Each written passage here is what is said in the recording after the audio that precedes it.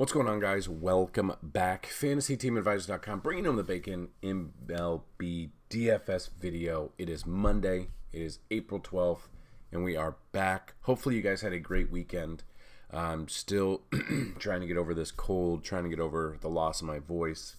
But hopefully, you have been following us. I know a lot of people here have been following these videos, these breakdowns. A lot of people like them. I've been getting hit up on Twitter and stuff like that, so we're going to continue to do it. If this is your first time being here and you do find it helpful, hit that subscribe button because that definitely helps. But what we're going to do is we're going to go over every single game on the slate. So for this slate, we have 14 games. So in theory, we have 28 pitchers. I can't remember if all of them have been posted yet. And we're going to break down. We're going to go in. We're going to look at the batters that have had success against them. So probably a longer video, but hopefully helpful. And then in the article, so I'm going to break down all the pitchers here, but then out of all 28 pitchers that are possibly here, if you click the link down below in the description, that's today's article. Those will be the handful of pitchers we like out of all of these pitchers we go over.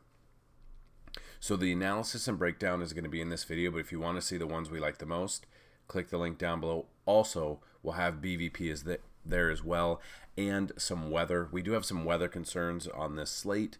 We got screwed on Sunday's slate. Even by getting screwed and having the Angels and the Blue Jays game postponed, and then the Mets game they started it, and then they suspended it in the first inning. We still hit over 200 on FanDuel. So, and of course, one of our lineups had Ohtani and Trout, so that sucks. That definitely sucks. But with that, we know the analysis is working. We know if you're part of FTA Plus, the cheat sheets are working. The bacon station is working. We know all that is working. It's coming together, but weather did have a factor, and it will probably today in this slate as well. So if you find this helpful and you like it, let us know. Click the links down below. If this video gets 35 likes, I'll put a FanDuel and DraftKings GPP lineup and I'll pin it down below in the comment section. And if you want to win a free day pass, all you have to do is be a subscriber, like the video, and tell me who's going to hit a home run, what inning they're going to hit it in, and the distance the ball traveled. The distance is for the tiebreaker if someone has multiple. So, also, before we get started, you can check out FantasyTeamAdvisors.com/plans. You can hit the month pass and use promo code YouTube21. You're going to get half off. You're going to get half off with that. So, definitely check that out. So, the first game on the day, so we have 14 total games. 12 of them are on the main slates. We're still going to break down everything here. So, first game, the Red Sox at the Twins. You've got Martin Perez versus J.A. Happ.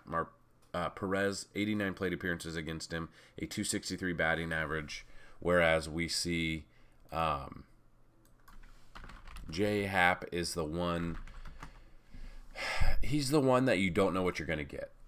He usually has trouble in the first innings. Watching a bunch of his games the past few seasons when he was with the Yankees, if he can get through the first inning, he's generally okay. He'll have his good games, and then he'll absolutely get rocked. Being a lefty here, an older lefty, he's facing the Red Sox, who have been on fire lately. JD Martinez had 3 home runs on Sunday, I believe. Rafael Devers had 2. I don't know. They're hitting the ball quite well right now. But looking at this, Perez, 89 plate appearances against him, a 263 batting average against the Twins. The Twins have been very hit or miss when they're facing lefties. They're very right-handed bat heavy, but they haven't been giving us the runs we need. There's always a Nelson Cruz who's always a good option for right-handed power against the lefty. Same thing with Mitch Garver. Byron Buxton has been starting. Use Buxton while you can before he gets hurt. But looking at this, Perez, coming off a game against the Rays, went 5 innings, 6 Ks. The Red Sox ended up winning that game. Seeing who has had success against Perez, 89 plate appearances, 37 of them are Nelson Cruz. So, and then 24 is Simmons. So, Other than that, a lot of people haven't seen him, but Nelson Cruz, always a good option here. 3 home runs. I think he's going to be, he's batting 300, 9 for 30, 1 double, and 3 home runs. He's always a good option. Other than that, no one's really had success against him outside of Simmons, 7 for 23, a double, and a home run. So outside of that, the numbers are a bit skewed, seeing 89 plate appearances and a 292 batting average when it's really only two batters. So if I am taking one, though, definitely I could see both of these guys, but I will have exposure to I'll have exposure to Nelson Cruz in this one. Flip side of that, J. Happ has seen the Red Sox a ton, being in Toronto and then with New York Yankees. Looking at this, 177 plate appearances, a 223 batting average, only striking out 18.6% of the batters he's faced, which kind of sucks. Obviously, with FanDuel and DraftKings, strikeouts are going to be where, you get your bread and butter, you get those fantasy points. Batters who's had success against him, well, I mean, Bogarts has faced him 52 times, but he's batting 167, no home runs. JD Martinez, 10 for 35, batting 286 with 2 home runs. He's absolutely on fire. I don't know how you don't have both JD Martinez and Nelson Cruz in these lineups when you're building, if you're playing the early only. I'm assuming FanDuel and DraftKings has like an early only 2-game slate. So what I'm doing over here, we're going about this right here, but I'm going through and looking at game logs. I'm looking at a bunch of stuff. That's why this video is longer. If you don't like these videos being this long, you got to let me know. I can shorten them up, but I mean, we go through a ton of information in these videos. I'll look if you're making multiple lineups. I'm definitely looking at a Red Sox stack. We had one yesterday. We had Martinez and we had Devers in there. They came through for us, but yeah. So as of right now, FanDuel does not have an early only slate. They have an all day or a main slate. So that kind of sucks. But I will be looking at having a little bit of Hap for a GPP pitcher. You got to get a little creative if you're doing the all day slate, but be careful with that. Next game, the Padres at the Pirates. This one does have a weather concern, but Darvish, 54 plate appearances against him, .82 ERA or batting average against him, striking out 37% of the batters he's faced. Now, the Pirates are one of the worst teams this year so far, as expected. I don't think anyone expected, when they traded away Josh Bell, I don't think anyone expected them to have a good year, and they're living up to what people expected. Batters who's had success, I mean, Adam Frazier's 1 for 11. 13 plate appearances is the most. No one's hit a home run, no one's hit a triple, no one's hit a double. He's given up a total of, 4 hits? Yeah, I mean, 4 hits in 54 plate appearances, striking out 37% of the batters he's faced. Darvish makes a fantastic option in this one. We don't even have to dig in there. Trevor Cahill, 33 plate appearances. I'm not looking at Trevor Cahill at all. I'm not going to dig into his numbers. I'm not taking a pitcher against San Diego Padres. Even with Tatis being out for however long he's out for, I mean, we saw Friday night, Joe Musgrove, who I touted and said I thought he would have a good game, and he was one of the pitchers we used. He had a no-hitter. I'm not taking a pitcher against the Padres right now. I'm just not. Seattle Mariners at the Baltimore Orioles. Justice Sheffield hasn't faced many. 10%. I mean, he's had 10 plate appearances, struck out 30% of them, a.k.a. he struck out 3 batters. 125 batting average. Now, the Orioles can hit. They can hit righties. They can hit lefties. They've been doing well. I would look at a Baltimore Orioles stack here. Anyone who's had success, he obviously hasn't seen them much at all. It might be 1 or 2. Yeah, I mean, Anthony Santander, always, even if he's a lefty here, always in play for a home run. Trey Mancini has his home run on the year. So I'm not trusting Sheffield here for cash. If you want to throw him in a GPP, just in hopes, you can. But I would be looking at some Orioles bats there for sure. Dean Kramer, never facing them before, could be an option. Just depends on how far Dean Kramer can go into the games. Just kind of looking at how he's done so far this year. In his 1 start against the Yankees back on April 6th. 3 innings, 3 earned runs, 5 Ks. So don't know if he's stretched out. I don't know if they're considering him an opener. I mean, he's technically a relief pitcher, so you can't trust him. I don't think you're going to get 5 innings out of him. Next game, the Yankees at the Blue Jays. You've got Garrett Cole versus Robbie Ray. Is this the same matchup? No, Robbie Ray's came back from the DL. The Yankees had a gritty win on Sunday. They usually hit righties well. We're kind of seeing DJ LeMahieu rolling over on some balls, but he's a lefty killer. No matter, he's an on-base machine. So looking at that, Garrett Cole against the Blue Jays, he just faced them on opening day. Went 5.1 innings, had 8 Ks. Ended up getting the loss there, or he didn't get the loss. They lost in extras, but ended up not getting a decision because he did give up a late home run. Love him here. He's obviously a reason he's going to be, expensive. That's why he's the picture of the article. I love him. Flip side of that, well, just kind of looking what Blue Jays have had success against him, which you could take some exposure here, but I'll be on Garrett Cole. I mean, Simeon, 18 at-bats, does have a home run opening day, I believe. Kevin Biggio, 2 for 11 with a home run. So, Teoscar Hernandez. Didn't he hit a home run? He hit a home run.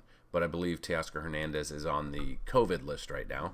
He might get activated. I don't know. We'll see. But, so Cole, this will be his 3rd start. He has 21 Ks and 1.46 ERA coming into this and only a .89 whip. So, definitely looking at this. Kyle Higashioka did catch for him in his last start when he had 13 Ks against Baltimore. Kind of see who the starting catcher is. I fully expect it to be Gary Sanchez. I'm stacking the Yankees against Robbie Ray. Looking at Robbie Ray's numbers here, the players that have had success against him: DJ LeMahieu's 8 for 30 with 2 doubles. Jay Bruce is 4 for 12 with a double and a home run. I don't know how much Jay Bruce will play. Rougned Odor, being with the Yankees, has, if he starts, they push DJ to first base. Jay Bruce might not be in there. Odor, 2 for 10. Stanton, 1 for 7, but he can hit bombs like the rest of them. Aaron Hicks is starting to heat up. Clint Frazier is down at the bottom. I'm not trusting him. We'll see if Brett Gardner's back. We'll see there. Gary Sanchez hasn't done anything, but he can hit home runs as well. So I'm not looking at Robbie Ray for cash, but if you want to go contrarian, you want to get that exposure, taking a lefty against the Yankees when everyone's probably going to stack the Yankees, and Robbie Ray has a good start, you could be above the field, well above the field, and hopefully it works out. So we'll see, but I would do Cole for cash and Robbie Ray for GPP. Rangers at the Rays, Dane Dunning versus Tyler Glasnow. Dunning's never faced him before. Glasnow is Glasnow. I love him. The Rangers they're not an amazing team. It's at Tropicana Field. It's a terrible field. They know it. We know it. Not looking at Dunning at all. I would be looking at Glasnow here and the Rays bats. Austin Meadows, home run seems like all the time. Randy Arozarena, home runs here and there. It's a great story. Hopefully he keeps dominating, because I have like 7 of his rookie cards, so I'm super excited if he keeps dominating there. Next game, Phillies at the Mets. This one has rain concern here, so definitely check that out. Chase Anderson versus David Peterson. Anderson, 106 plate appearances. We'll just dig into his numbers there. So he's got 106 plate appearances, 20 hits in 93 at-bats against him, a triple, 8 doubles, and 7 home runs. Michael Conforto's 3 for 15, has his 3 hits or 3 home runs. Albert Almora Jr., 3 for 17, 2 doubles, a home run. Jose Peraza has a home run. Brandon Nimmo's 3 for 8 with a double and a home run. A Mets stack is not, again, out of the question. Again, concerned a little bit about the rain and the weather, so this is something to look at, which I'll show you what we've got. Yeah, so we'll look at the weather at the end of this. David Peterson, on the other hand, has gotten lit up by the Phillies. I'm not trusting Peterson. The Phillies bats have been on fire. Looking at the numbers here, Gene Segura, 1 for 3 with a double. Rhys Hoskins 4 for 5 with 2 doubles and 2 home runs. So every single hit Rhys Hoskins has hit has been extra base hits. I believe he had a home run on Sunday as well. Bryce Harper's 3 for 5 with a double. Bryce Harper's been on fire, so I'm definitely looking at that. I'm definitely looking at a Phillies stack in this one. Next game, Marlins at the Braves. You got Sandy Alcantara versus Huascar Noah. Alcantara, 64 plate appearances, a 273 batting average against him. The bats that have had success against him, Acuna's 2 for 11 with a home run. He's been on fire. I would definitely be looking at Acuna. Albies 3 for 13 with a double. Freddie Freeman's been on fire. A Braves stack is definitely not out of the question. Enoa, on the other hand, 13 plate appearances, a 462 batting. That's skewed. This has been one outing, half an outing. Starling Marte is always in a good spot here. If he can get on, he can get you stolen bases. He can get you extra fantasy points there. Aguilar 2 for 3 with a double. Hasn't given up any home runs and only 1 strikeout, and I don't trust him enough. If I'm doing anything, Alcantara for GPP pitcher, I guess I don't mind. Outside of that, probably just looking at bats in this game. Next game is the Cubs at the Brewers. Alzolay versus Freddie Peralta. Alzolay, 19 plate appearances, 250 batting average. Christian Yelich did leave the game. I think Yelich and Travis Shaw both left the game on Sunday, so kind of pay attention to see what's going on there. Alzolay's given up 4 hits. 2 of them have been home runs. 1 to Travis Shaw, who might not be in the game. Omar Narvaez as well. I'm not trusting him. Freddie Peralta, on the other hand, he just faced the Cubs his last start, and his numbers have been great. In that start, I broke it down in the article, so you can check that out. But he had success there. Only giving up a 135 batting average in 61 plate appearances against the Cubs. No one's hit a home run. No one's hit a triple. They have been 3 doubles. Hayward, Bryant, and Contreras. Now, Bryant is on fire. He's been heating up. But Peralta, definitely one of my cheaper pitching options that I won't mind having on this slate. The Nats at the Cardinals, you got Eric Fedde versus John Gant. Fedde, 20 plate appearances, a 375 batting average. St. Louis bats that have had success against him. Just kind of digging into the numbers and looking at it. They haven't seen him a ton. Arenado, 3 for 5 with a home run, so I don't mind that. Just kind of looking, other than that, who's ever going to be starting? Molina could be in there. The Arenado, Goldschmidt there, I don't mind. I don't know if I'll have any exposure to Fedde at all. Flip side of that, John Gant against the Nats, 37 plate appearances, has struck out 29.7 batters he's faced, but given up a 313 batting average. But digging into those numbers to kind of look what we're looking at here, Jordy Mercer 1 for 7, hasn't done anything. Trey Turner's 3 for 6 with a home run, so Trey Turner has had success. Hernan Perez, most likely. We're waiting to see who's going to be in or out with the COVID list. So as you know, Washington started the season late because of COVID. They put like 9 players on the COVID list. Don't know when they're going to be back. Definitely monitor the news to see. But again, if they come back, they might not be in the best shape because it's messed up the conditioning for a lot of people. So just kind of look at that. But people have been doing quite well. I probably would be looking at a Nats stack in this game, like a Trey Turner, a Hernan Perez, a Juan Soto, Starlin Castro. It just depends on who's going to be starting. So that's what we're looking at there. So then, next game, the Tigers at the Astros, Casey Mize versus Zach Greinke. I don't mind either of these pitchers. Mize would be more of a GPP pitcher because Astros are at home. Greinke, 30 plate appearances, a 154 batting average. Detroit's bad. I don't know why. Miggy is on the DL. Wilson Ramos 2 for 9 with a double. But yeah, so I'm definitely looking at Greinke in this one in a later game. Mize for GPP, but that's about it.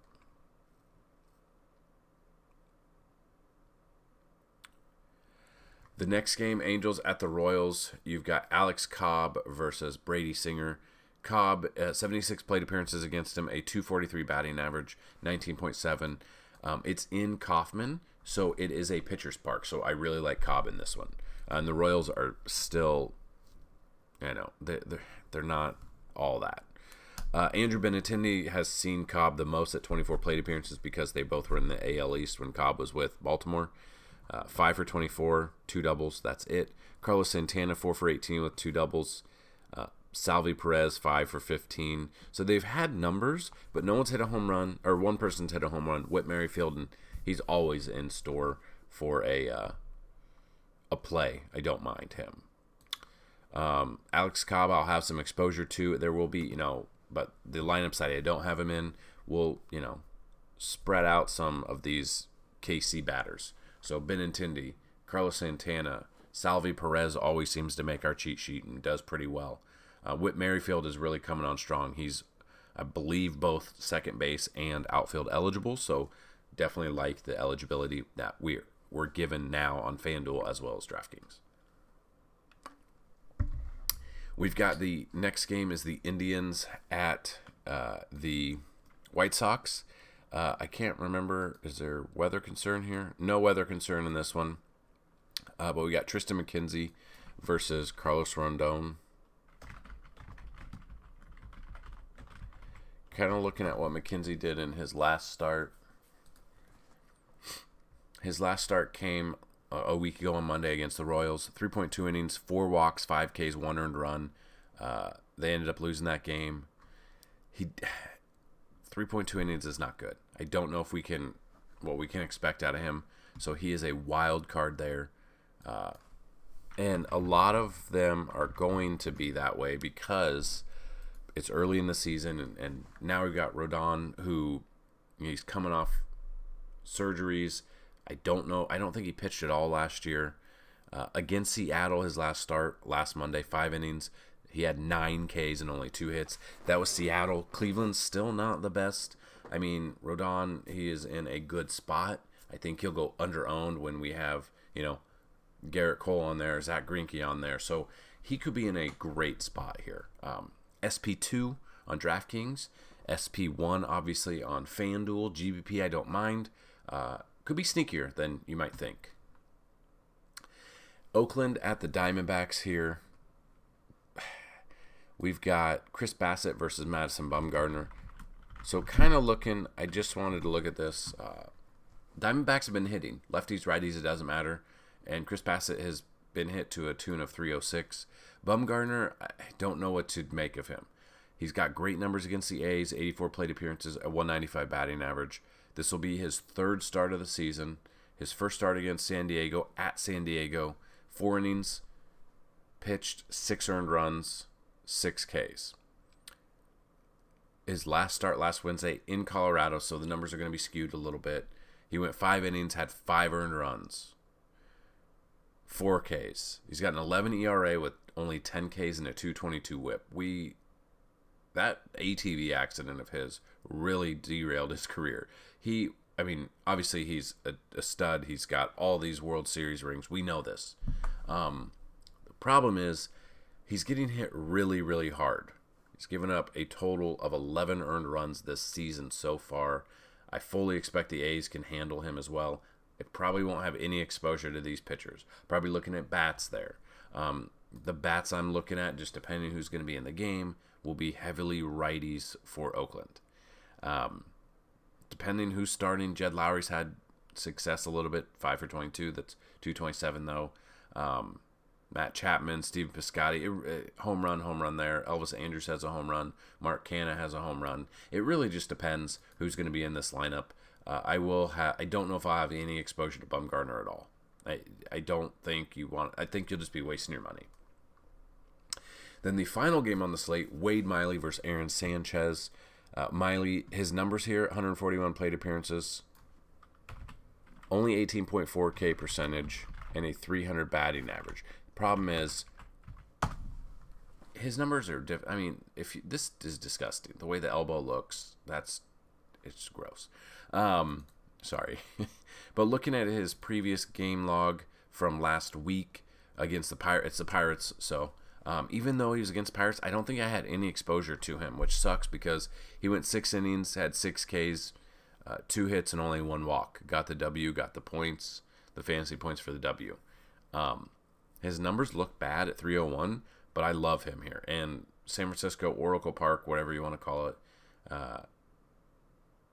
It's a pitcher's park. It's massive. So Wade Miley and the Reds have been on fire this season. We'd definitely be looking at that. There's no way I'm trusting Aaron Sanchez here. 23 plate appearance, 217. As hot as the Reds have been hitting, I'm not looking to take a pitcher against them. We could be looking at the batters. Castellanos have been on fire, 3 for 15. Tyler Naquin, I think, is the hottest hitting batter. If you look at under our MLB tab on the fantasyteamadvisor.com, Naquin has the best stats of hitters through yesterday, I believe. So that obviously could change, but yeah, I'm not taking Aaron Sanchez. I'm not taking a pitcher against the Reds team. So that is the pitching breakdown, guys and gals. The weather concerns, we do have Boston at Minnesota, 18% chance of rain, but it looks like it's mostly overcast. So obviously watch this closer to first pitch. San Diego at Pittsburgh, 40% chance of rain during the entire game.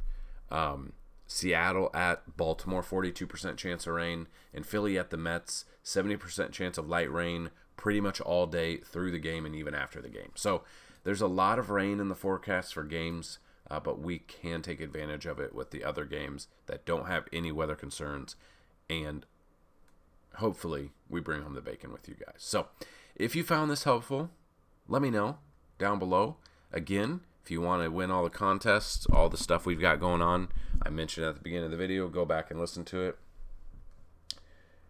Let me know. If you found this helpful, definitely let me know. If you want me to continue this way, they're a little bit longer videos, anywhere between 25 to 30 minutes, but hopefully it breaks it down. If you're at work sitting there, you can listen and make notes or whatever it is, but I want to help you guys. So if you found this helpful, if you liked it, hit that like button. Make sure to go all of our social media. We have a ton of information that you guys can see on the site. For MLB, we've got the 2020 stats. We've got the 2021 stats.